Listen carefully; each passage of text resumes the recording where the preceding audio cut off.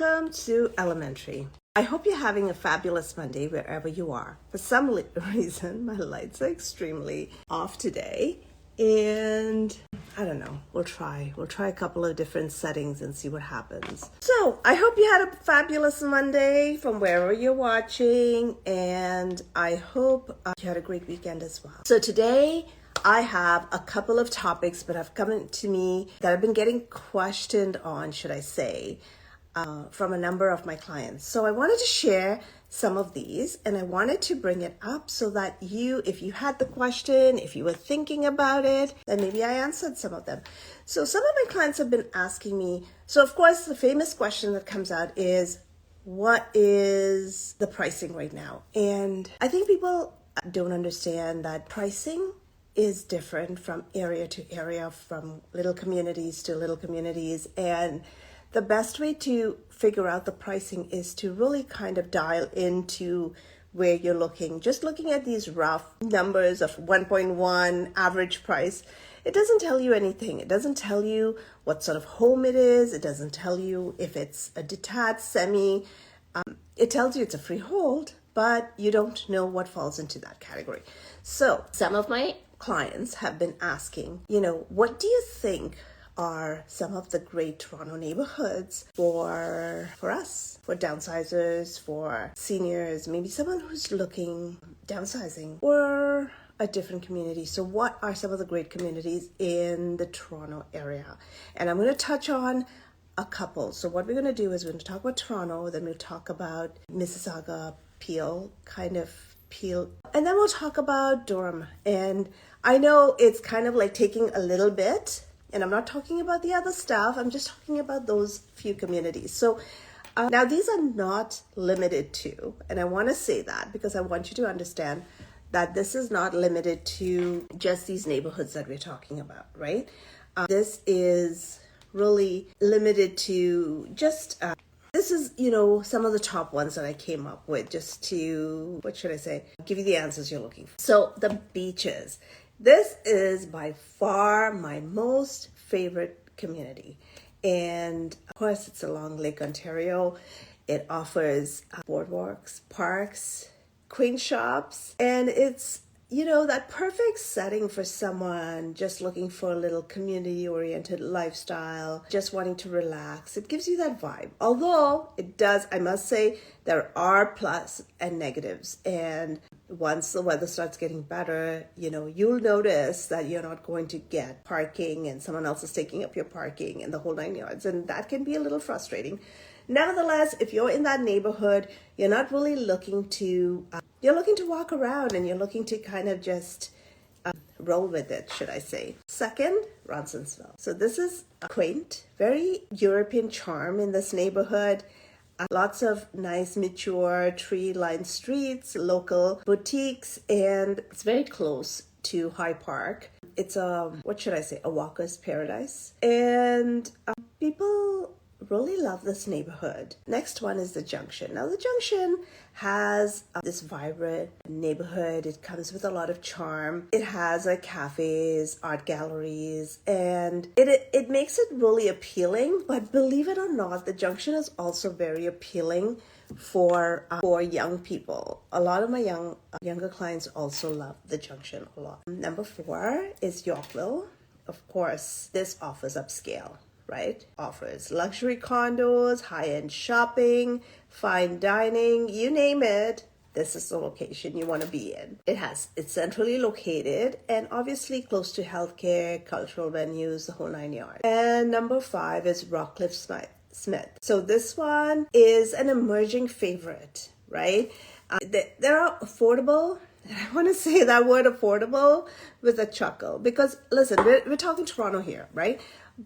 So it's almost like I can't say the word Toronto and affordable in the same sentence. However, they have really nice lush green spaces, ongoing development. It's a really good community for someone looking to move. And so what are some positives? Like why these communities that I just talked about, right?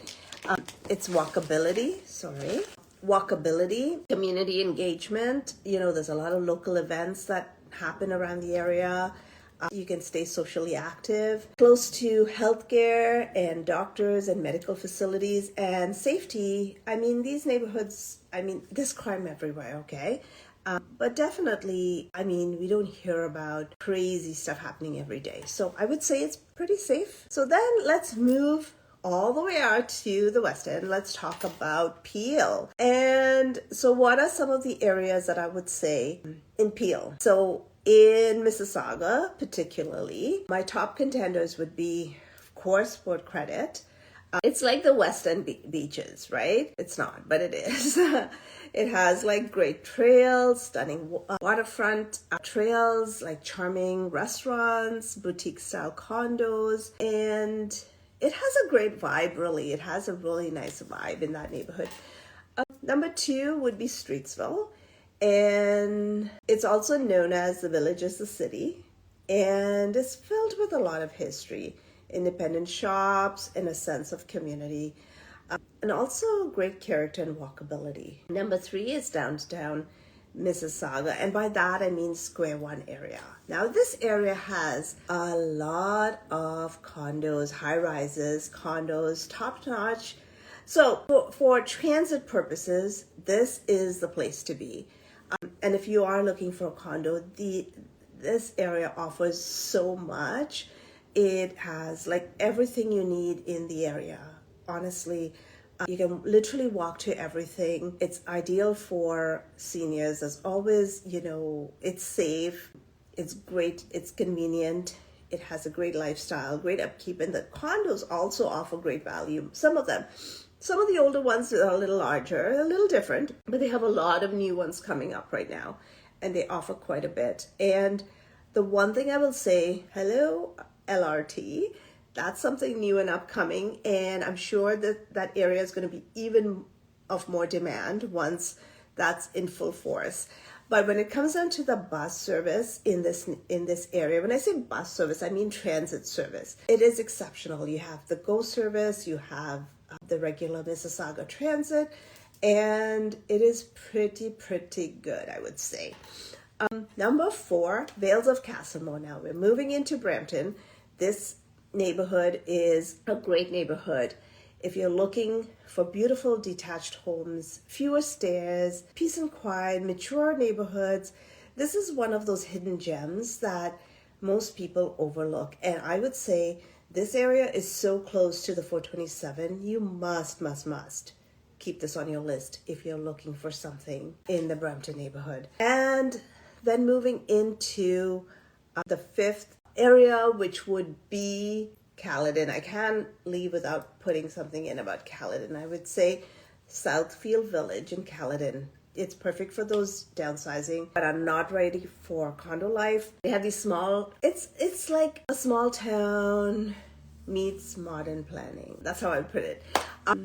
Nature trails, community centers, and obviously a few newer bungalows too in that neighborhood. Now, what are some of the things that I would tell you with these neighborhoods that I talked about? It's walkability, it's close to healthcare, low maintenance options, safe streets, transit. The one thing I will say about transit in Peel is it's exceptional. You get what you pay for. Like, I don't think you pay as much. Like, listen, please don't hate on me, but if you were, for example, living in, let's say Pickering, for example, and you're paying extremely high taxes, Pickering tax is even higher than Peel, you still don't get the same transit options that you get in Peel. So that's the difference. You don't need to have a car if you're living in Peel. It's actually just an extension of being downtown. Now, moving on to Durham. And I've lived in this area for when I first came to Canada, and I love Durham too. So I want to start by saying my number 1 would be the Pickering Village area. While it's on the border line of really Pickering and Ajax, right? And so when I'm talking about Durham, I'm going to talk about Pickering, Ajax, Whitby, Oshawa, and Clarington. I'm not going to talk about the outlying areas, even though Uxbridge and all those other areas are, but I'm just going to talk about these communities. And so on the border of, Pickering and Ajax's Pickering Village, it's really charming. It's like a little historic pocket. It has some cute little homes, different, like older bakeries, boutiques. They have really great walking trails too. And so if you're looking in that neighborhood, I would say it's one of my few that I would recommend. Now, I do like Pickering a lot, and there are some other really nice neighborhoods in Pickering, really nice homes. And Ajax as well. They have some great neighborhoods, but this is like in between Ajax and Pickering, and it's right off the Highway 2 area, which is really great. Number 2 is downtown Whitby. So, of course, one of Durham's most walkable areas in a small town. And, you get a lot of boutique shops, farmers market, cute coffee shops, that kind of stuff. Ports of Newcastle. The Port of Newcastle is like this is the lakeside community. Is peaceful, it's picturesque, it has quite a few bungalows and townhomes made for easy living, right? So if you're in that area where you're saying, hey, I need to downsize, it's got like some townhomes that you can maybe hop into before you go into a bungalow, or you can just go right into a bungalow. And of course, I cannot move on without mentioning Brooklyn. Brooklyn is beauty. It's so cute. I love it. I love Brooklyn. It gives you that suburban charm with newer builds, quiet, peaceful streets. But this area is actually ideal for young couples as well as people looking to downsize. So, and then number 5 on my list will be North Oshawa condos. They're brand new condos built near shopping, healthcare, the whole 9 yards. So it's really turnkey for seniors. If you're just looking for something in that hub that you just kind of hang around the neighborhood, those are good. That's a good one to check out. Now, some of these areas, they have great walking paths. They have some affordable options. I cannot say the word affordable anymore when I'm talking, Greater Toronto area and Toronto, but it is what it is. Healthcare access, what else? All of those other things. Now, one of the things someone would say to me, hey, what should I get? Should I move to a condo, get a bungalow, or what else are my options? And I always tell people, look, there are a couple of different options. It really depends on what you want to take away from this, right? Yeah, it's you're not alone. This is a lot to think about. But the question is that I get the most is, should I move in? What should I move into? And so I can only give you the options, and you have to then figure out, and then we can go through the list and figure out, hey, yeah, this option will suit me or my lifestyle, or no, it won't suit me, it won't suit my lifestyle. Therefore, maybe I need to look at option 2. So option 1 is condo living. Elevators, ease, and espresso machines is what I say. But it's best for seniors wanting a turnkey lifestyle with zero maintenance, right? And when I say zero maintenance, didn't say $0, I said zero maintenance. So literally, you don't shovel snow, you don't have a lawn to mow ever again, really. Elevators, concierge, all of those in place, maybe. So elevators will be in place. Do they have a concierge? And, this definitely helps with aging in place. And so many people are talking about staying in your home longer. And how can you do this? And this is one of the ways that you can help. I've got a few other criterias that you can also do. If you are aging in place, you can get help to come and help you with a lot. It's a lot cheaper, but it also depends on where you are in your life right now. Walkability and close to transit and shops and healthcare, all of those are a must too. So making sure they're in walkable locations, transit shops, these are some of the pros. Social amenities like gyms, pools, libraries, and other little seniors clubs perhaps.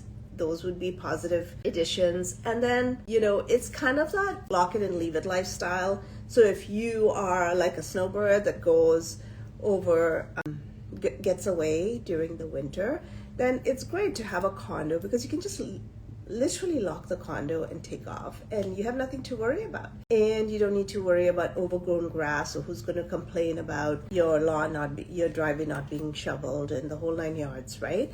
So this is some of the things that are positives if you're thinking about a condo. But if you're looking at the cons, there are cons, but you have to understand if the positive outweigh the negatives, or the not so positives. It's not the negatives, it's the not so positives. So maintenance fees, and sometimes these maintenance fees can be steep, or they can rise if you have a condo management company that doesn't manage the condo well. But it is less pricey. It can be less pricey to maintain than a detached home. There are rules around pets, decorations on the outside, use of balcony, what can you store on your balcony, the whole 9 yards. Elevator reliance sometimes can be a little sticky.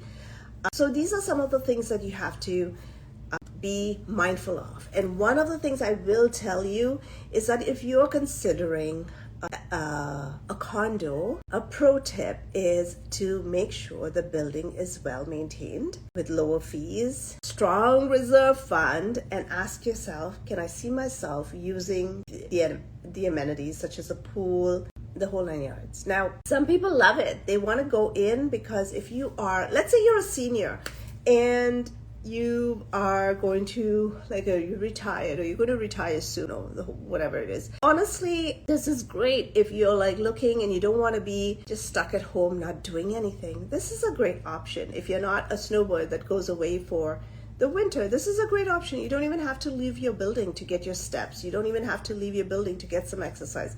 You can just literally stay indoors all day. Now, I'm not, encouraging you not to be social, but I'm just saying, this is an option for you, right? If your mobility is low and you can't get out, this is a great option for you. But you must make sure that the reserve fund is in good condition and well maintained. The building is well maintained. Option 2, this is a detached bungalow. And a lot of my clients, it's really, really a hot take for some of my clients. So if one of you watching have a detached bungalow that you're probably considering putting on to sell, then you want to get in touch with me, because I have a list of clients just waiting to take them off your hand.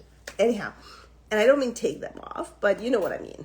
So a detached bungalow, what are the positives about that? So there are no shared walls, right? You're detached, you get to be, to barbecue in your backyard, to really do whatever you want in your backyard. It's one floor living, so it gives you, if you have that mobility concern, stairs, the whole 9 yards, the single floor is really, really great for that piece. And you also have a little extra room in case, let's say you had your kid moving back with your grandkids and you had a basement or any of that. You could also use it for income or for a family to live. And because there are freeholds, while they have bylaw rules, there's no condo fees or no restrictions, really no rule book for you to follow. And if you're one that doesn't like rule books, then this may be an option for you, right? You still do, the cons of it is you still have to clean the snow, fix the roof when the roof is ready to get fixed, and do all of the gardening and landscaping. So, but all of these you can hire help for. That's the good part about it. If you're a senior, then maybe some of the cities cover some of these items. But they are hot commodities and pricey and hard to find. So what you have to understand is they are harder to find. And so if you are one of my clients that are sitting out there waiting to buy a bungalow, when it's a buyer's market, it's best to buy it, because these ones are harder to find. And when you find them, you also want to make sure you've got the right layout for you. Of course, you're going to have to pay utilities and insurance, which will be higher than the condo. And some of these could be in like older homes, and they could need like more maintenance or more money spent to look after. Now, there are some older homes that, you know, the basements were not built to what should I say, to entertain, right? So the basements are really not the best. But those are some of the things you have to take a look at. Price points, what are you looking to spend? How are you looking to kind of make this work out for you? One thing I will say is the stuff I've been looking at, newer bungalows these days, they're like in new subdivisions if you're willing to move further out of the city. And they tend to be really nice. Now, moving further out of the city is great right now while you can drive. But sometimes if you eventually can't drive, then it becomes an issue. Hence the neighborhoods that I was talking about. Some of them have great options. If you move too far out that don't have good bus service, then you might be feeling a bit stranded and stuck, or depending on other people to take you around. Now, when it comes down to another option, so there is another great option that's in between a condo and a bungalow, and those are the stacked townhouses. And now some people love them and some people absolutely hate them, but it has to be right for you. Now, if you opt for a stacked town home, they come in a couple of different options. One option is a freehold option, and the other option is a condo fee option, but it is typically one floor. So a lot of times you'll get, like, there are always ground floor units and there are always second floor units. So if you don't want to take the stairs, then I would say, you know, the ground floor units would be your option. And obviously they're best for budget friendly. It's a great option for budget friendly. So you're not living in, if you don't love underground parking, if you don't love the feel of a high-rise building, then the stacked town house is a good option. They're obviously more affordable than a bungalow, and if they're freehold, you may pay more than a condo, but then you wouldn't pay the condo fees. And if you do pay condo fees, it's so much less, because they don't really, a lot of these ones don't have like great amenities like pools and all those things. Like, they don't have gyms, they don't have pools. So, but they do have little garden like spaces, green spaces that you can walk around, and it's great for that kind of stuff. If you just want to like putter around, get your steps in, really nice neighborhoods for that. They come with either a small balcony or a little bit of an outdoor space. So typically if you're on the main floor unit that I was talking about, you will end up with a small little outdoor little patio, which is great. You have minimal yard work, no yard work, literally, because a lot of them are just like maybe a little patch of few shrubs and that's it. They're great layout. Like, some of them are really good layouts too, so that you can continue to use it and age in place, really. The cons, some of them include stairs, so that may not be ideal if you're looking. They don't have elevators, so that might also be another issue. And pretty much the cons, most of the ones that are main floor are the smaller units. They're not the bigger units that are on the main floor. So if you're looking for 2 or 3 bedrooms or 2+ den, then you have to take the stairs. Take the stairs. Anyhow, it may not be the most suitable, but it's definitely a great option. But like I mentioned to you, some people love it and some people absolutely hate it. So with that in mind, you might want to keep an open mind, visit some of these, and then make the decision if this is the right version for you. And that was what I had for today. A lot of people just asking me, neighborhoods, what should I pick?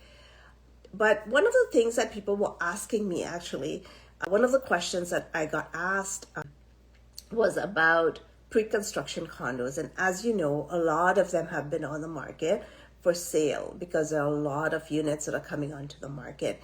And some are extremely small, but there are so many coming on the market. There's good options, but the ones that are coming on right now, they're a bit pricier. And so people looking to sell may have to lose their shirt a bit on the option. So what are the pros of buying new pre-construction? The pros are that you get, to select your finishes, and you get energy efficient appliances, maybe enhanced security systems, and you get maybe some structural benefits. Maybe you'll have in a bungalow, you may be able to get we were talking about condo, sorry. You may be able to get 9-foot ceilings, as opposed to previously the older ones had 8-foot ceilings. But there's a lot of other stuff that comes with it. So what people have to understand is with a new pre-construction, 80 to 90% of it will be investors, renters equals in renters, right? And maybe between 10 and 20%, at max 20, will be end users, which are people that are actually living in the unit. And so that, by far, most people don't realize that when they buy pre-construction. And so it's a little bit of a shock when they show up and they have all these renters, all these empty units, all these people that are little, not looking after the place. Now, that doesn't mean you don't have it in a pre-used, but in a resale condo, you get to walk in, you get to take a look at the building, you get to kind of get a feel for what you see. You can go at different times. You can just sit in the parking lot and figure out, hey, is this a place I want to be?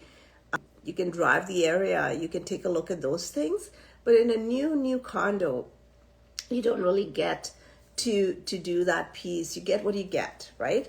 And a lot of times, whether you're in a house or you're in a condo, one of the things they say is you can't pick your neighbors. And but the cons of buying this pre-construction is, of course, construction delays. The projects could extend over, due for months on end, and you may miss a great market. I actually had a client of mine who had purchased a condo from a builder much before I met them, and they kept waiting. The project took about 5 years, and they totally missed this market, this aggressive market. They lost hundreds of thousands on this market just because their condo took extra long to finish, and they could have sold their house. I mean, yeah, they could have sold their house and got a rental, but it's not always easy when you have to move 2 and 3 times, get a rental. I think you use up some of your equity when you do that anyways, but it's like anything else. You plan, and then the plan probably never works out. The other thing too is that maintenance fees could range, right? And they give you an example. Oh, you might get maintenance fees around the 60-cent mark, but then you're paying quite a bit higher when you're closing on it. Or maybe they don't close at 60 cents. Maybe they realized they have to charge you a bit more. So that could be something that you don't know exactly what you're paying. While if you buy a resale condo, you do know what the maintenance is, and that doesn't mean it might not go up in the next year, but at least you can take a look at the pattern to see how they've progressed year over year and how much the maintenance has gone up. You have some history. And market fluctuations. That is something that economic shifts, something that you cannot foresee. Although I do believe that history repeats itself. But for some reason, people keep gambling and keep going forward. And let's say you're not like an investor, but you're an end user. I mean, we all know that the investors really kind of drive up the price for the end user because of demand. So those are some of the cons for that piece. Now, the one thing I would say is whenever you're deciding, there's a couple of things to decide. If you do decide, I would tell you, why buy a pre-con when you can just buy a property that's ready to roll right now on the market? You walk in, you take a look, you see, you touch, you feel, you like it, you buy it. As opposed to something you have no clue. I can tell you one of the biggest challenges that people have is when they walk in, even though they have purchased this property from paper and they might have like tried to figure out how much the size of the room is, they walk in and they are invariably disappointed on the way the room shapes up. And it's odd and interesting all at the same time, because there's nothing like actually just taking a look at what you get as opposed to buying something from paper, because in your mind it never seems to work out as you pictured it. And there's always things to keep in mind and plan for the future when you're buying these properties. Now, one of the other things that people have been asking me is what is going on in the market, and this is a question I get asked a lot. But for example, the market has been sluggish, and April was no different than March. Now, I will say, like for example, Vaughan saw, I'm just going to give you average, okay? So we're not talking about any details. So Vaughan, for example, the annual change home prices went up 3.7%. The monthly change went up 5.4%. So from one month to the next month, there was an increase, but there was also a decrease in the amount of sales and new listings. So new listings was down. Monthly numbers were down 3.2%. And then the new listings were down minus 0.2%. But the home sales were down for the monthly numbers as well. I'm not going to give you the yearly numbers. I'm just going to give you the monthly so that you're not confused. Markham, that actually sells really well. Markham, the annual home price was down 8.7%, so year over year. However, the monthly change, the price was up 2.2%. So from last month to this month. Now, one of the things that they saw is more sales. The sales went up 8.2% from last month to this month. And the new listings also went up from about 8.3% from last month to this month. And what else? Who else can I pick? Pickering. Prices were up in Pickering annually 1.7%, monthly 5.4%. Now, the home sales were up 7.4%, and new listings were also up 3.5% in Pickering. What else? Oshawa, the average price, sold price, annual price was down minus 1.5%, so 1.5 down. The monthly change went up 3.5%. So I know, it's so confusing. That's why I tell all of you, every pocket is doing something different, right? So depending on what it is, like just call and ask specifically for that area and what things are selling for and how things are moving. Because this month, I'm seeing some movement in some areas. So for example, if you look in Caledon, in some areas in Caledon, in some neighborhoods in Caledon, you will see that people are moving, but they are the bigger ticket items that are moving, maybe the bigger price points and not so much the smaller price points. So it'll be interesting to see where things go over the next month.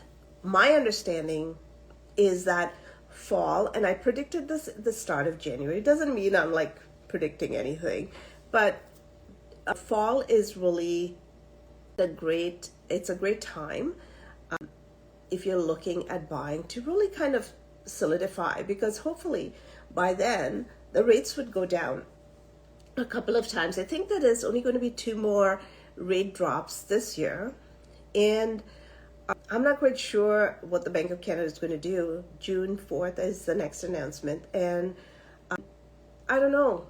Some people are saying they're going to drop. Some people are saying they're going to hold. the job numbers were a bit sluggish. They might hold and not drop until the fall. We don't know, but I don't think a quarter basis points is going to make a difference between people that are going to buy or not going to buy. But there are a lot of mortgages coming up for renewal, and the one thing that people understand is that if you locked in at like a 1%, but now you're coming back and you're at least 4, it's a big difference. Or even if you just have to pay double the amount, it's still a big difference on interest rates. So I think it's kind of wait and see. But the one thing I'll say to people is the timing has to make sense for you. Will the prices drop? I'm seeing people holding on to their prices a bit. Yes, there are some areas where people are overpriced and they have to really eat the frog, so to speak, and take a lower price. And quite frankly, I think if they priced themselves well, they wouldn't have, maybe they'd still have to eat the frog because they wanted more, but the frog wouldn't look so ugly, if you know what I mean. Anyhow, until next time, we'll see you again. Have a great evening. We'll talk to you soon.